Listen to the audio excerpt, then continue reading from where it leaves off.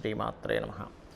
ప్రేక్షకులకి ఆ లలితాంబిక అమ్మవారి యొక్క అనుగ్రహం పరిపూర్ణంగా కలగాలని మనస్ఫూర్తిగా కోరుకుంటూ మనం ఈరోజు చెప్పుకోబోయేటువంటి అంశము ప్రధానంగా కుజుడు రాహువు కలుస్తున్నారు.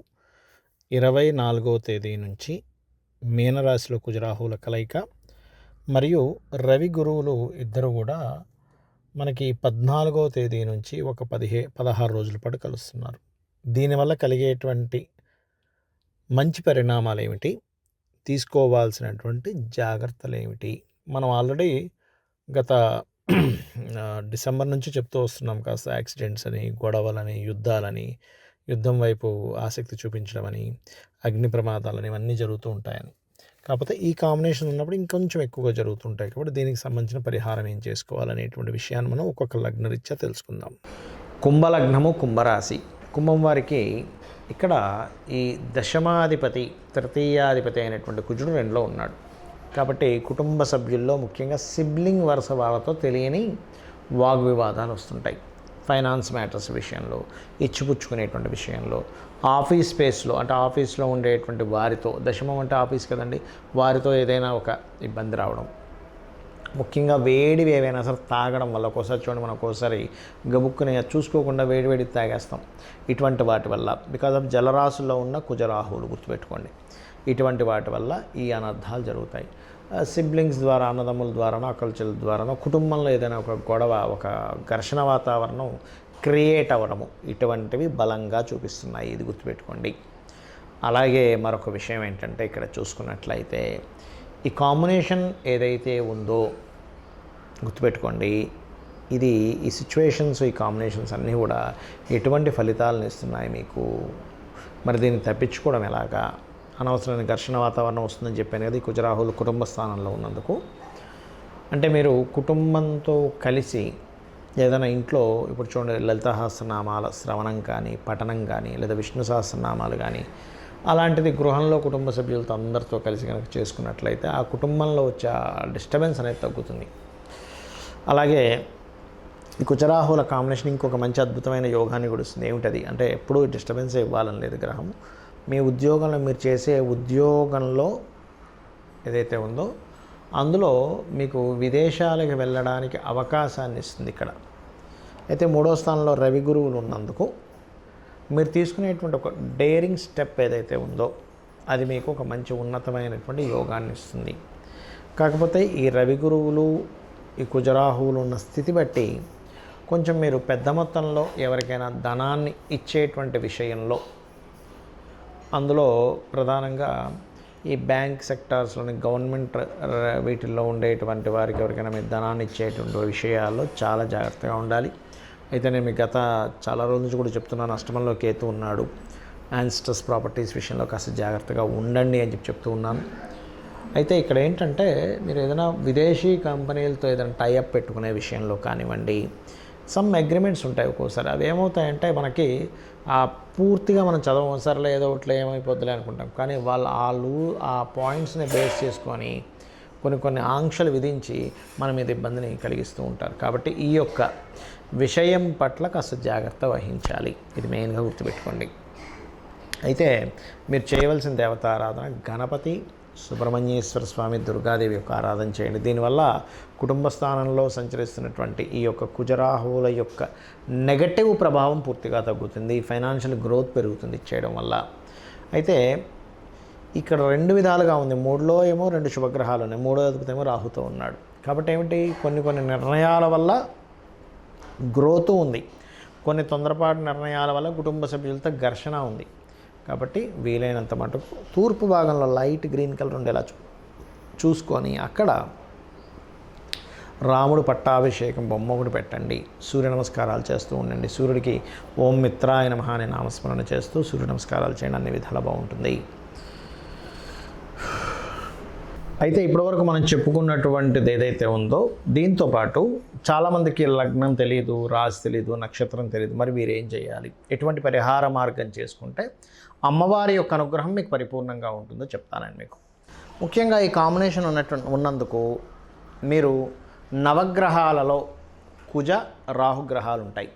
అక్కడ చక్కగా నేతితో దీపము వెలిగించండి. ఏ రోజు వెలిగించాలి? మంగళవారం కానీ శనివారం కానీ వెలిగించవచ్చు. అలాగే మీకు దగ్గరలో ఆలయాల్లో రావి చెట్టు ఉంటుంది. రావి చెట్టు, వేప చెట్టు కలిసి ఉన్నటువంటి ప్రదేశం మనకి ఆలయాల్లో కనిపిస్తూ ఉంటుంది. దాని కిందనే మనకి సర్ప ప్రతిష్టలు కూడా చేసి ఉంటాయి.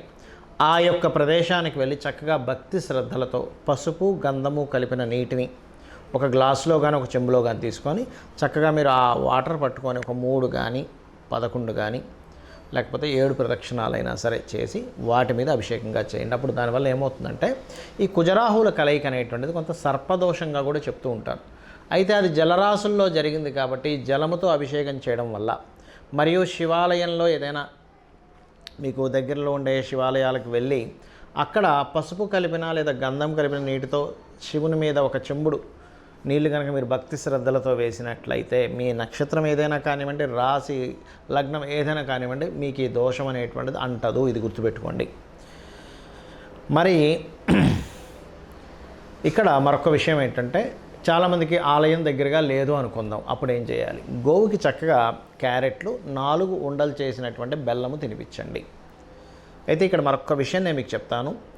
ఎప్పుడు కూడా మీ జన్మజాతకాల్లో కనుక ఈ బ్యాడ్ కాంబినేషన్స్ అంటారు, అంటే శని కుజులు కానీ, అంటే కుజుడు పాడై లేదా రాహు పాడై ఉన్న వాళ్ళు మరింత జాగ్రత్త తీసుకోవాలి. అయితే దీనికి మనం దశ, అంతర్దశ, భుక్తి కూడా మనం పరిశీలన చేసుకోవాలి పర్సనల్ చార్ట్లో. ఎందుకంటే ఇవన్నీ గోచారంలో జరిగేటువంటి ఫలితాలు ఇవన్నీ. కానీ అన్నిటికంటే ముఖ్యంగా మన పర్సనల్ చార్ట్లో మనం ఏ లగ్నం, మనం జన్మించినప్పుడు ఏ లగ్నం ఉంది, ఆ లగ్నాధిపతి ఉన్నటువంటి స్థితి ఏమిటి, ఆ ధనాధిపతి ఉన్న స్థితి ఏమిటి, అంటే మనకి ఎందుకు ఇంత ఇబ్బంది పడుతున్నాం, పూర్వజన్మలో చేసుకున్న కర్మ ఏమిటి, ఇప్పుడు దాన్ని ఏ రకంగా చాలా సింపుల్గా భయపడిపోవాల్సిన అవసరమే లేదు. గుర్తుపెట్టుకోండి, చాలా సింపుల్గా అమ్మవారి ఆరాధన చేసుకున్నామా అమ్మవారే రక్షిస్తుంది మనల్ని.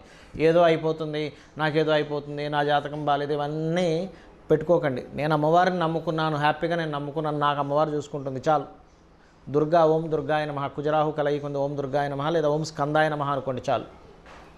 అలాగే మీకు ఏంటంటే మీ పర్సనల్ చార్ట్లో ధనయోగం ఏ మార్గంలో ఉందనేది తెలుసుకోవాలి ఎప్పుడు కూడా. ఎందుకంటే అందరము కూడా ధన సంబంధించిన వాటి వల్లే కదండి ఇబ్బంది పడుతూ ఉన్నాం. ఆ రూట్ తెలిస్తే క్లియర్ అయిపోతుంది మనకి. తెలియక ఏం చేస్తామంటే రకరకాలవి చదువుతూ ఉంటాం, తెలియకుండా అందులో కష్టపడతాం, ఇందులో కష్టపడతాం, జీవితం అయిపోతూ ఉంటుంది. కాబట్టి మీ ధనాధిపతి ఎలా ఉన్నాడు, మీకెందుకు ధనపరంగా ఇబ్బంది వస్తుంది, ఏ గ్రహ కలయిక వల్ల వస్తుంది, దానికి చాలా సింపుల్గా లలితా సహస్రనామాలు నామాలు ఉన్నాయి మనకి ఫైనాన్షియల్ గ్రోత్కి. ఓం సంపత్కరీ సమారూఢ సింధుర వ్రజ సేవితాయే నమః అనేటువంటిది.